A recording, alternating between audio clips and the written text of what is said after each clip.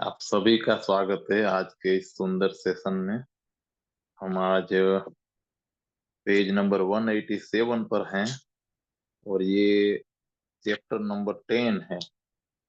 और इसके प्रश्न बहुत अद्भुत हैं। मैं पढ़ता हूँ और फिर भगवान को सुनते हैं। क्या आत्म उपलब्धि बुनियादी आवश्यकता है? ये पहला प्रश्न है। दूसरा है मनन, एकाग्रता और ध्यान, इन पर प्रकाश डालें।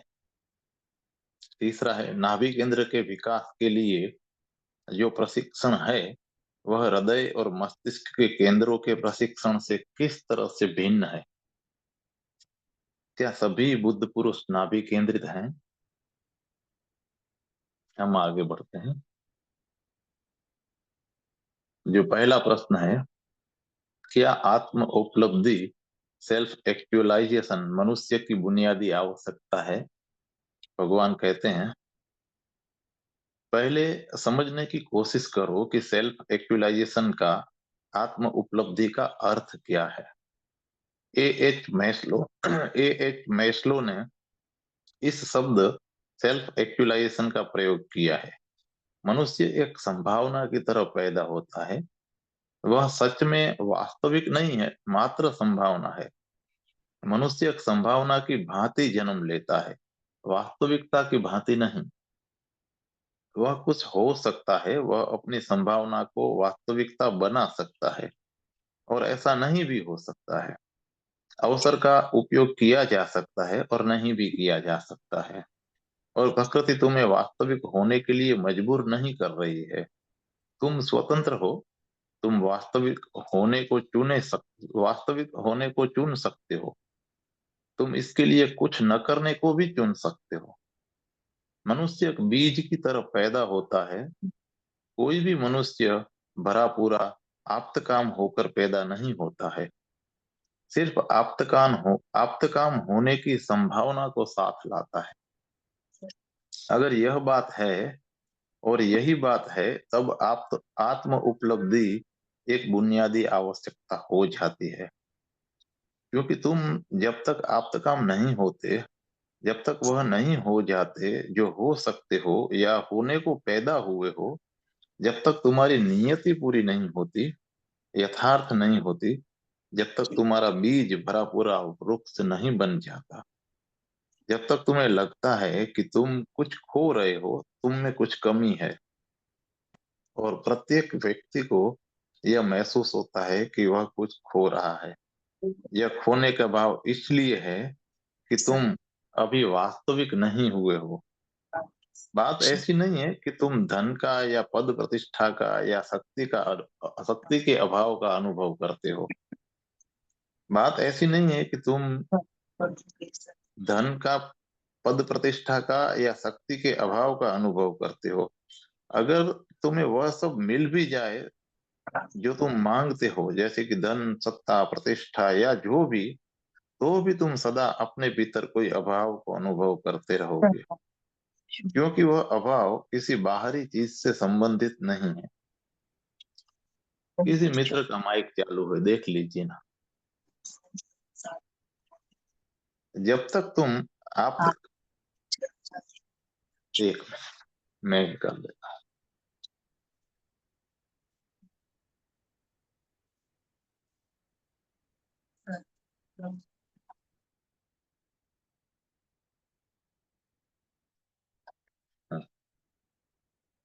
जब तक तुम आप्तकाम न हो जाओ, जब तक ऐसी उपलब्धि या खिलावट या आंतरिक परितोष को प्राप्त न हो जाओ जहां यह कह सको कि वही है जो होने को मैं बना था, तब तक यह अभाव खटकता ही रहेगा।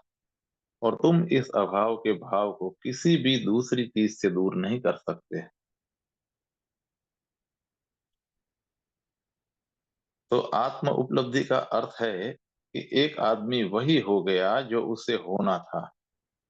वह एक बीज की तरह पैदा हुआ था और अब उसका फूल खिल गया।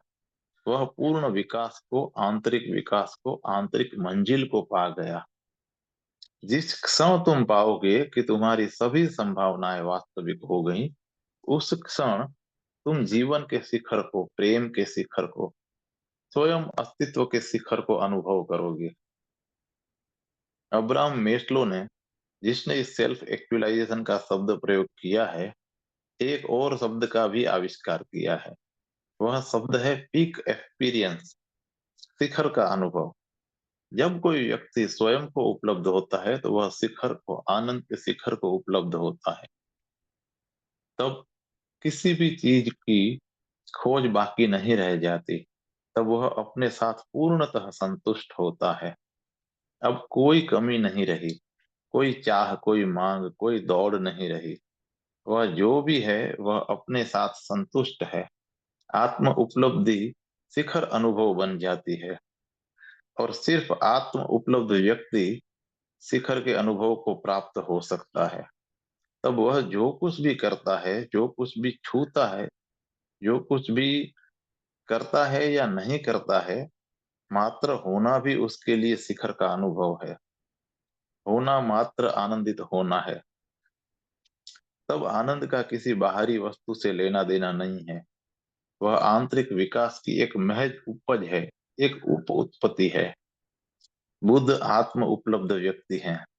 यही कारण है कि हम बुद्ध, महावीर या उन जैसे लोगों के चित्र या मूर्ति पूरे खिले हुए कमल पर बैठे हुए बनाते हैं। वह पूर्ण खिला हुआ कमल आंतरिक खिलावट का शिखर है।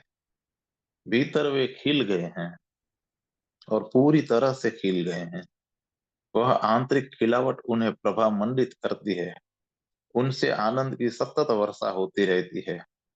और जो भी उनकी छाया के नीचे आता है, जो भी उनके पास आता है, वे उनके चारों ओर एक शांति का माहौल अनुभव करते हैं। महावीर के संबंध में एक दिलचस्प वर्णन है। वह एक मिथक है, लेकिन मिथक सुंदर होते हैं, और वह बहुत कुछ कहते हैं जो अन्यथा नहीं कहा जा सकता है। कहा जाता है कि जब महावीर चलते थे तो उनके चारों ओर 24 मील के दायरे में फूल खिल जाते थे। अगर फूलों का मौसम नहीं भी होता था तो भी फूल खिलते थे। यह महज काव्य की भाषा है। लेकिन अगर कोई व्यक्ति आत्म उपलब्ध नहीं था और वह महावीर के संपर्क में आता तो उनकी खिलावट उसके लिए संक्रामक हो जाती, और वह अपने भीतर भी खिलावट अनुभव करता। अगर किसी व्यक्ति के लिए यह उचित मौसम नहीं होता है, अगर वह अगर वह तैयार भी नहीं होता, तो भी वह उनकी खिलावट को प्रतिबिंब करता। उसके भीतर उस खिलावट की प्रतिध्वनि महसूस होती। अगर महावीर किसी व्यक्ति के निकट होते तो वह अपने भीतर एक प्रतिध्वनि को महसूस करता, और उसका आभास मिलता जो वह हो सकता था। आत्म उपलब्धि, सेल्फ एक्चुअलाइजेशन, एक बुनियादी आवश्यकता है। बुनियादी कहने से मेरा मतलब है कि अगर तुम्हारी सभी जरूरतें पूरी हो जाएं, सिर्फ आत्म लाभ, आत्म उपलब्धि न हो, तो तुम रिक्त और खाली महसूस करोगे। इसके विपरीत, अगर आत्म लाभ हो जाए और बाकी कुछ भी नहीं है, तो भी तुम भीतर गहरी, पूरी संतुष्टि अनुभव करोगे। यही कारण है कि बुद्ध भिखारी होते हुए भी सम्राट थे।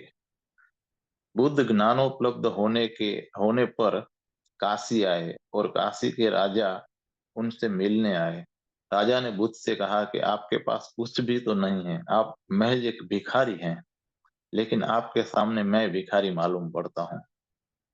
आपके पास कुछ भी नहीं है, लेकिन आप जिस ढंग से चलते हैं, जिस ढंग से देखते हैं, जिस ढंग से आप हंसते हैं, उससे लगता है कि सारी पृथ्वी आपका राज्य है, और आपके दृश्य में कुछ नहीं है, कुछ भी नहीं है।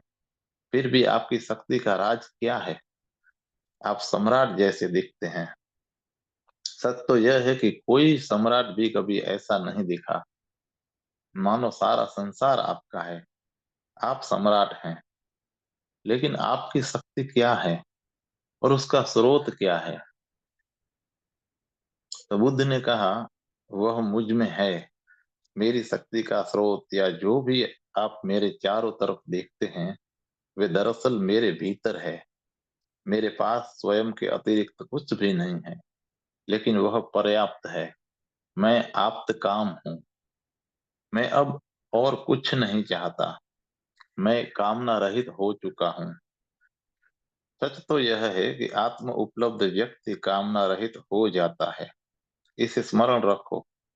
साधारणतः हम कहते हैं कि अगर तुम निष्काम हो जाओ तो तुम अपने को जान लोगे, लेकिन इससे विपरीत ज्यादा सत्य है। अगर तुम अपनों को जान लो तो तुम निष्काम हो जाओगे। इसलिए तंत्र निष्काम होने पर जोर नहीं देता, आत्म उपलब्ध होने पर जोर देता है। तब कामना मुक्ति अपने आप ही हो जाती है। कामना का अर्थ है कि तुम अपने भीतर परितुप्त नहीं हो, भराव नहीं अनुभव करते, तुम्हें किसी चीज का अभाव मालूम पड़ता है, इसलिए तुम उसके पीछे दौड़ रहे हो। परितृप्ति के लिए तुम एक कामना से दूसरी कामना के पीछे भाग रहे हो। वह दौड़, वह खोज कभी समाप्त नहीं होती, क्योंकि एक चाह दूसरी चाह को जन्मा देती है। सत्य तो यह है कि एक चाह 10 चाहों को पैदा करती है। अगर तुम कामनाओं के जरिए आनंद की निष्काम दशा को खोजने निकले तो तुम कभी नहीं पहुंचोगे। लेकिन इसकी जगह अगर तुम एक दूसरा प्रयोग करो, आत्म उपलब्धि की विधियों का प्रयोग करो, अपनी आंतरिक संभावनाओं को हासिल करने, उन्हें वास्तविक बनाने की विधियों का प्रयोग करो, तो जितने ही तुम वास्तविक होगे उतनी ही कामनाएं कम होती जाएंगी। क्योंकि कामनाएं असल में इसलिए पैदा होती हैं कि तुम अपने भीतर रिक्त हो, खाली हो। अगर तुम भीतर रिक्त नहीं होते तो कामनाएं विसर्जित हो जाती हैं। तो इस आत्म उपलब्धि के लिए क्या करें? अब यहाँ दो बातें समझने जैसी है। एक की आत्म उपलब्धि का यह अर्थ नहीं है कि अगर तुम बड़े चित्रकार या महान संगीतज्ञ या महान कवि हो गए तो तुम आत्म उपलब्ध हो गए। हालांकि उस हालात में तुम्हारा एक अंश तो आत्म उपलब्ध होगा, और उससे भी बहुत तृप्ति मिलती है। अगर तुम्हारे भीतर एक अच्छे संगीतज्ञ की संभावना है और तुम उसे वास्तविक बनाओ और संगीतज्ञ बन जाओ तो तुम्हारा एक अंश परितृप्त हो जाएगा, लेकिन उससे तुम्हारा समग्र परितृप्त नहीं होगा। तुम्हारे भीतर की शेष मनुष्यता अतृप्त ही रहेगी। तुम असंतुलित रह जाओगे। एक अंश तो विकसित होगा, शेष सब गले में पत्थर की तरह लटकता रहेगा। एक कवि को देखो, जब वह कवि सुलभ मुद्रा में होता है वह बुद्ध जैसा दिखता है। वह अपने को पूरी तरह भूल जाता है, मानो उसके भीतर साधारण मनुष्य विदा हो गया हो। इसलिए कवि कविता की मुद्रा में शिखर को छू लेता है, मगर आंशिक शिखर। और कभी कभी तो कवियों कवियों को वैसी झलकें आती है जो कि एक बुद्ध के लिए ही संभव है।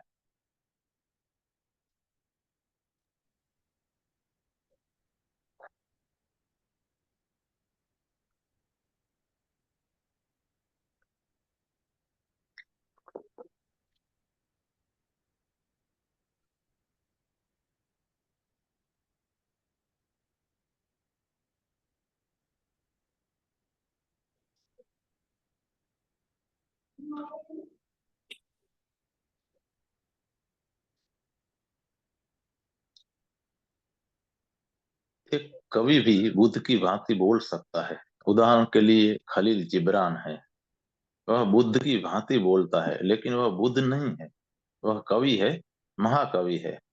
इसलिए अगर तुम खलील जिब्रान को उसकी कविता के माध्यम से देखो तो वह बुद्ध, क्राइस्ट या कृष्ण जैसा दिखता है।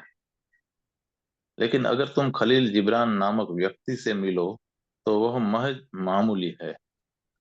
वह प्रेम के संबंध में इतने सुंदर ढंग से बोलता है कि बुद्ध भी न बोल सके। लेकिन बुद्ध अपने पूरे अस्तित्व से प्रेम को जानते हैं। खलील जिब्रान उसे बस कविता की उड़ान में जानता है। जब वह कविता की उड़ान भरता है तब उसे प्रेम की झलकें मिलती हैं, सुंदर झलकें, और वह उन्हें अपूर्व अंतर्दृष्टि के साथ अभिव्यक्त करता है। लेकिन अगर तुम्हें असली खलील जिब्रान मिल जाए, जिब्रान नामक आदमी मिल जाए, तो तुम बहुत अंतर पाओगे। उसके कवि और उसे व्यक्ति में बहुत फासला है। उसका कवि ऐसा है जो इस व्यक्ति को कभी कभी घटित होता है, लेकिन वह व्यक्ति कवि नहीं है। यही कारण है कि कवि अनुभव करते हैं कि जब वे कविता रचते हैं तो रचने वाला कोई और होता है, वे नहीं। उन्हें लगता है कि वे किसी अन्य ऊर्जा के शक्ति के हाथों के यंत्र हो गए हैं, तब वे नहीं होते हैं। यह भाव इसलिए आता है कि दरअसल उस उनका समग्र नहीं है, मात्र अंश आत्म उपलब्ध होता है। एक से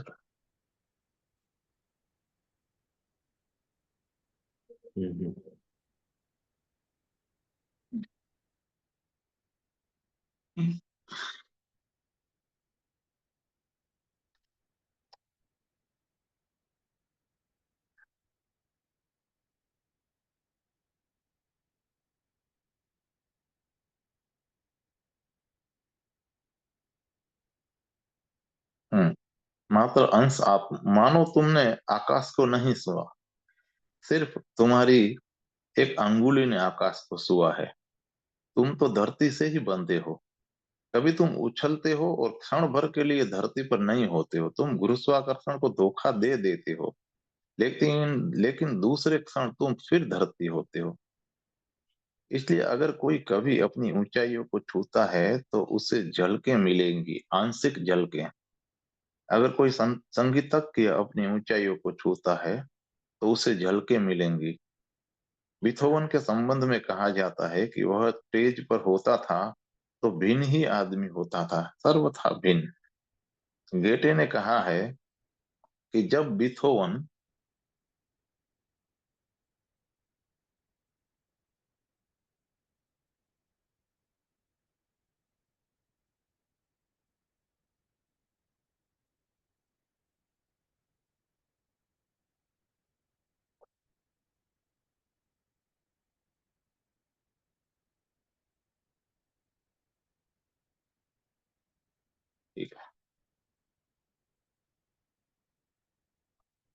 जब बीथोवन स्टेज पर अपने ऑर्केस्ट्रा का निर्देशन कर रहा होता था तब वह मनुष्य नहीं, दिव्य होता था।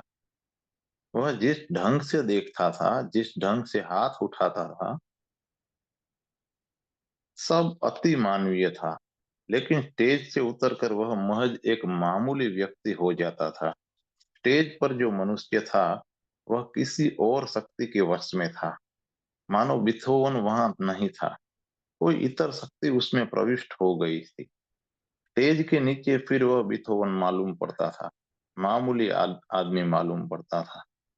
यही कारण है कि कवि, संगीतज्ञ, महान कलाकार, सृजनशील लोग ज्यादा तनावग्रस्त होते हैं। उन्हें दो तरह का जीवन जीना पड़ता है, दो तरह के अस्तित्व में वास करना पड़ता है। सामान्य आदमी इतना तनावग्रस्त नहीं होता है, क्योंकि वह एक ही अस्तित्व में वास करता है, वह जमीन पर होता है।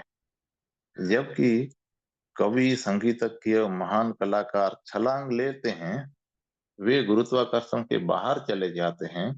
किसी किसी क्षण में वे इस जमीन के नहीं रहते, मनुष्यता के हिस्से नहीं होते। तब वे बुद्धों के देश के हिस्से हो जाते हैं, लेकिन वे फिर यहाँ वापस आ जाते हैं। उसके अस्तित्व के दो बिंदु होते हैं, उनके व्यक्तित्व बटे होते हैं। नतीजा यह होता है कि हर सृजनशील कलाकार, हर एक महान कलाकार एक अर्थ में पागल होता है। तनाव इतना ज्यादा है, इन दो तरह के अस्तित्वों के बीच की खाई इतनी बड़ी होती है कि उन्हें पाटा नजर नहीं आता है। कभी वह महज मामूली मनुष्य होता है तो कभी बुद्ध समान होता है। इन दो बिंदुओं के बीच वह बटा बटा होता है, लेकिन उनको सिर्फ झलकें मिलती हैं। तो जब भी मैं आत्म उपलब्धि की बात करता हूँ तो मेरा यह मतलब नहीं है कि तुम महाकवि हो जाओ या बड़े संगीतज्ञ हो जाओ। मैं यही चाहता हूँ कि तुम समग्र मनुष्य बन जाओ। मैं यह भी नहीं चाहता कि तुम महान पुरुष बन जाओ। क्योंकि महान पुरुष भी सदा आंशिक है। किसी चीज में भी महानता सदा आंशिक होती है।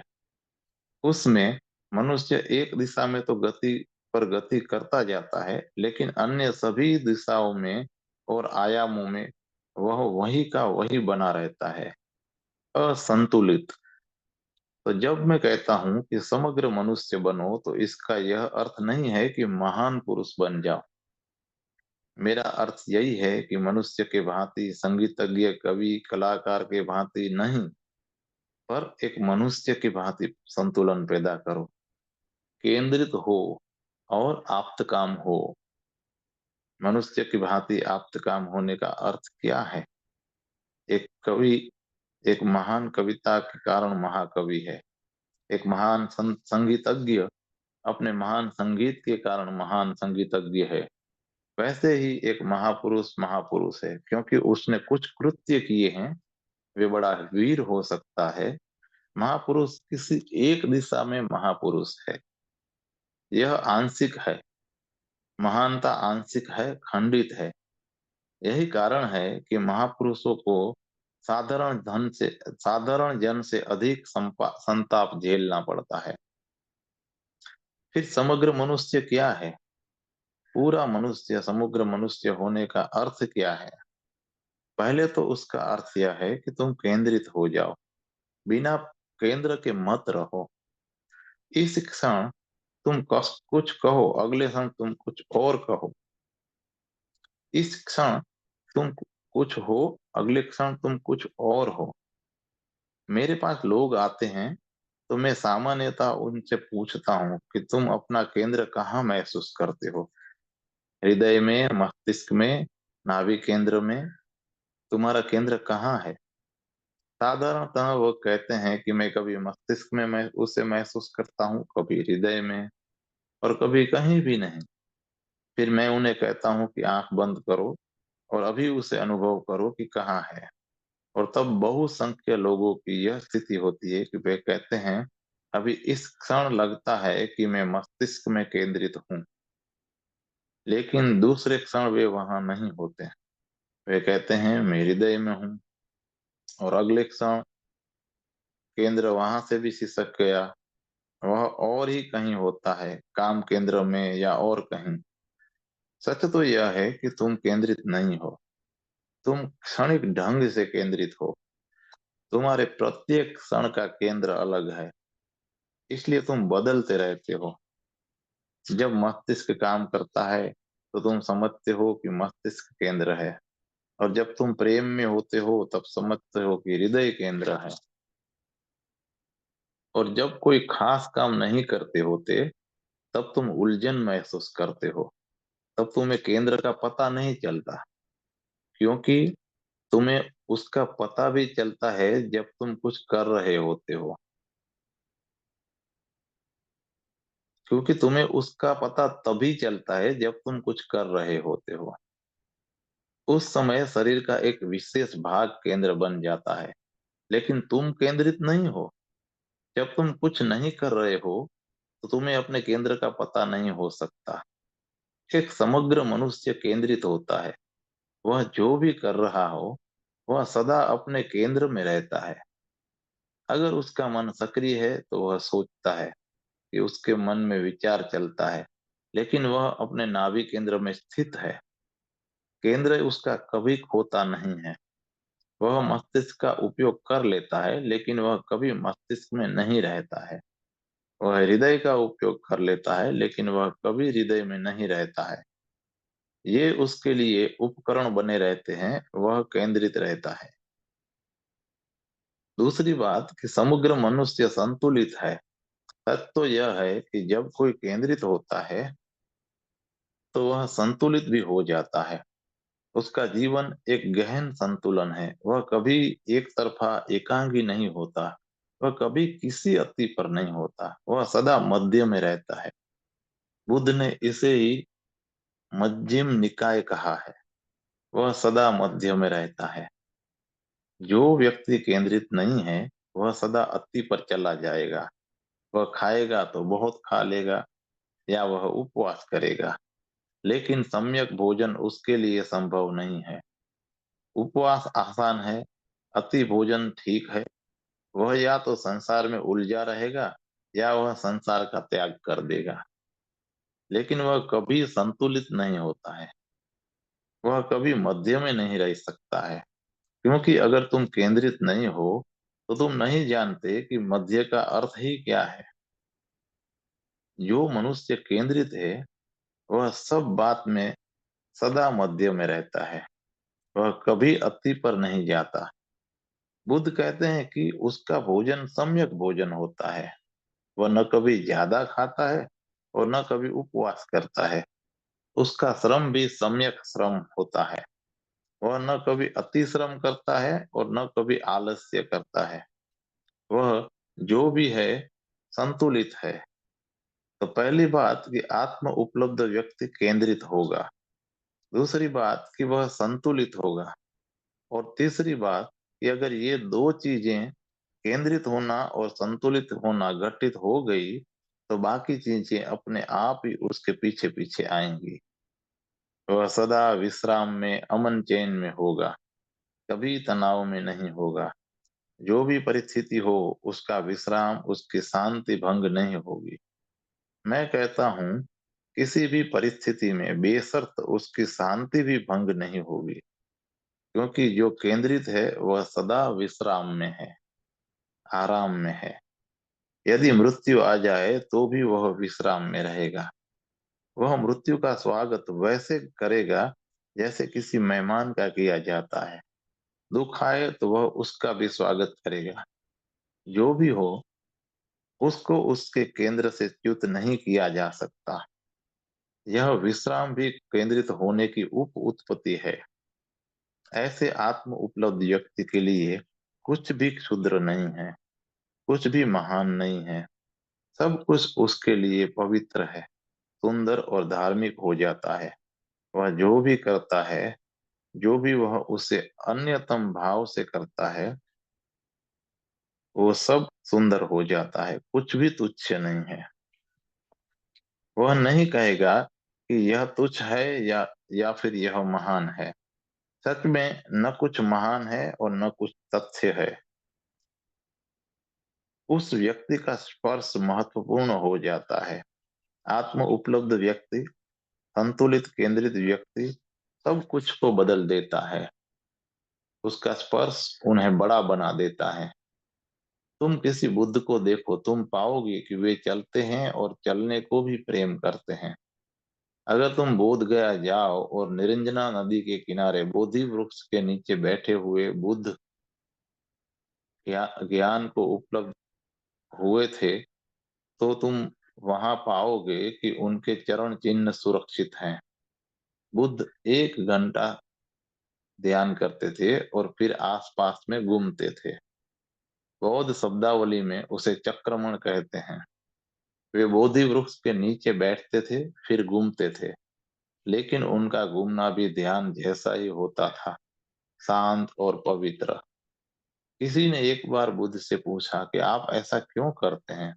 कभी आप आंख बंद करके ध्यान करते हैं और कभी चलते हैं। बुद्ध ने कहा, शांत होने के,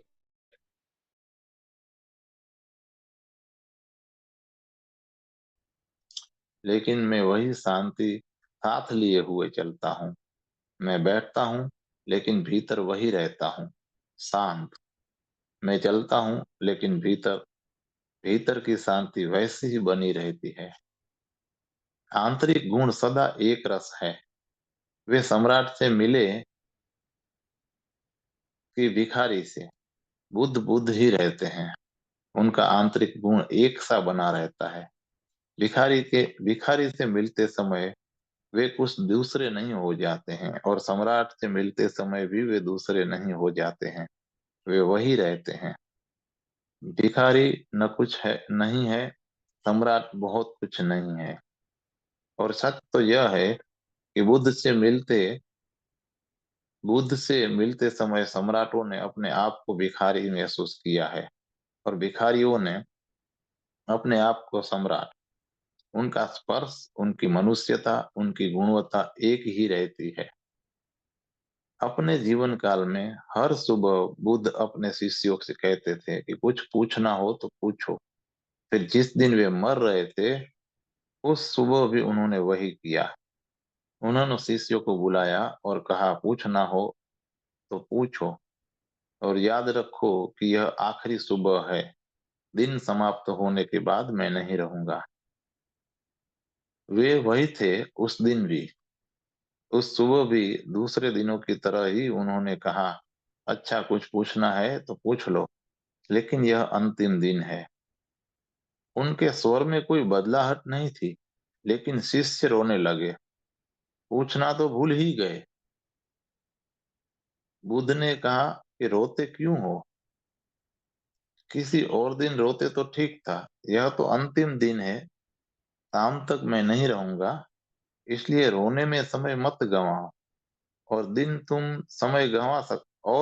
समय गंवा सकते थे। अब रोने में समय व्यर्थ मत करो। रोते क्यों हो? कुछ पूछना हो तो पूछ लो। जीवन और मृत्यु दोनों में वे समान थे। तो तीसरी बात कि व्यक्ति विश्राम में होता है, उसके लिए जीवन और मृत्यु दोनों समान है। आनंद और दुख समान है। कुछ भी उसे अशांत नहीं करता है। कुछ भी उसे अपने घर से, केंद्र से विचलित नहीं करता है। ऐसे व्यक्ति में तुम कुछ जोड़ नहीं सकते। ऐसे व्यक्ति से तुम कुछ घटा नहीं सकते। वह आप्त काम है। उसका श्वास श्वास आप्त काम है। शांत, आनंदित। वह पा गया है। वह पहुंच गया है। वह अस्तित्व को उपलब्ध हो गया है। उसका फूल पूर्ण मनुष्य के रूप में खिल गया है। यह आंशिक खिलावट नहीं है। बुद्ध महाकवि नहीं है। यद्यपि वे जो भी कहते हैं वह कविता है। वे कवि बिल्कुल नहीं है, लेकिन उनके चलने में कविता है। वे चित्रकार नहीं है, लेकिन जब भी वे बोलते हैं, जो भी वे कहते हैं, वह चित्र बन जाता है। वह संगीतज्ञ नहीं है, लेकिन उनका पूरा अस्तित्व श्रेष्ठ संगीत जैसा है। यह मनुष्य अपनी समग्रता में उपलब्ध हो गया है। चुपचाप भी बैठा हो तो भी उसकी उपस्थिति कायम रहती है, सृजन करती है। उसकी उपस्थिति सृजनात्मक है। तंत्र किसी आंशिक विकास की फिक्र नहीं करता। वह तुम्हारे पूरे अस्तित्व के साथ तुम्हारी चिंता लेता है। इसलिए तीन चीजें बुनियादी हैं। तुम्हें केंद्रित होना, अपनी जड़ों से संयुक्त होना। उसका अर्थ है कि तुम्हें सदा मध्य में होना है, और किसी प्रयत्न के बिना। अगर कोई प्रयत्न है तो तुम संतुलित नहीं हुए। और तुम्हें विश्राम में होना है, जगत के साथ विश्राम में, अस्तित्व के साथ विश्राम में। और तब बहुत चीजें उसके परिणाम में, उसके पीछे पीछे आती हैं। यह बुनियादी जरूरत है, क्योंकि जब तक यह जरूरत पूरी नहीं होती, तुम नाम के लिए ही मनुष्य हो। तुम यथार्थतः मनुष्य नहीं हो। हो सकते हो, क्षमता है, लेकिन क्षमता को वास्तविक बनाना होगा। दूसरा प्रश्न, कृपा कर मनन, एकाग्रता और ध्यान के अर्थ बताएं। अब यहाँ मनन का अर्थ है विचारना, दिशाबद्ध विचारना। हम सब विचार करते हैं, लेकिन वह मनन नहीं है। वह दिशा रहित विचारना है। अस्पष्ट है, कहीं भी जाता हुआ नहीं है। असल में हमारा विचारना मनन नहीं है, बल्कि फ्राइड वादियों के विषय में, उनकी भाषा में इसे एसोसिएशन कहना चाहिए। तुम्हारे अनजाने ही एक विचार दूसरे विचार को जन्म देता है। एसोसिएशन के कारण एक विचार अपने आप ही दूसरे विचार पर चला जाता है।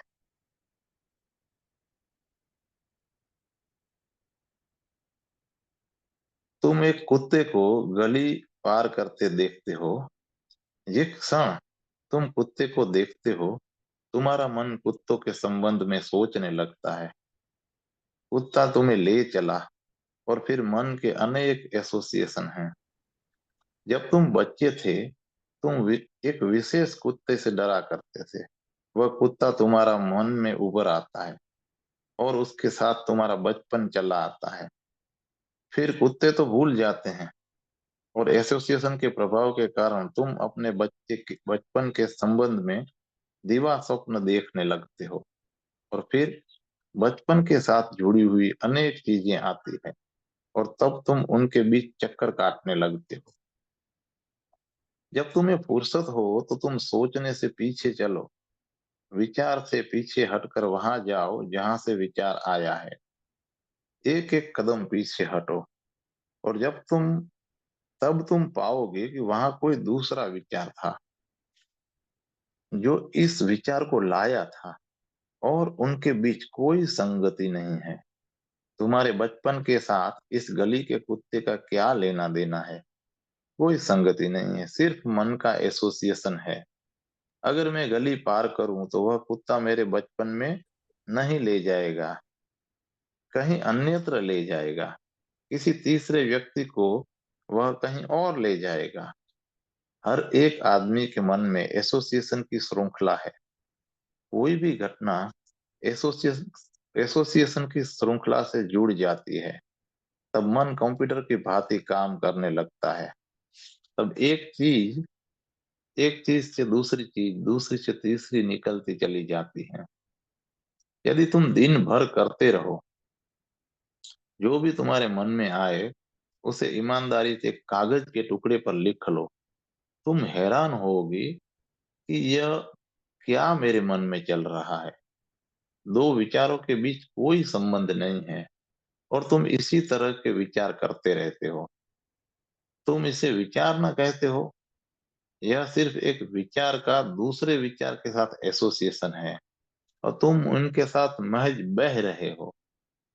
विचार तब मनन बनता है जब एसोसिएशन के कारण नहीं, जब वह निर्देशन से चलता है।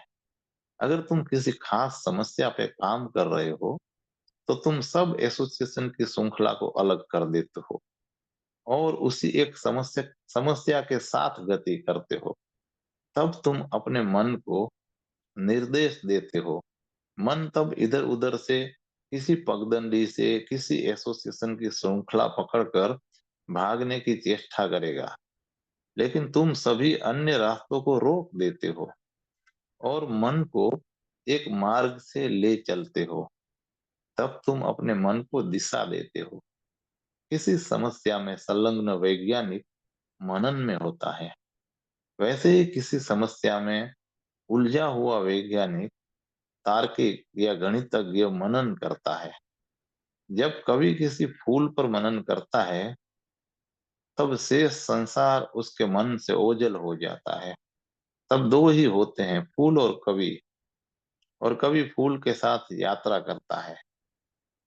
रास्ते के किनारों से अनेक चीजें आकर्षित करेंगी, लेकिन वह अपने मन को कहीं नहीं जाने देता है। मन एक ही दिशा में गति करता है और वह भी निर्देशित गति। यह मनन है। विज्ञान मनन पर आधारित है। कोई भी तार्किक विचारणा मनन है। उसमें विचार निर्देशित है, वह दिशाबद्ध है। विचार की दिशा निश्चित है।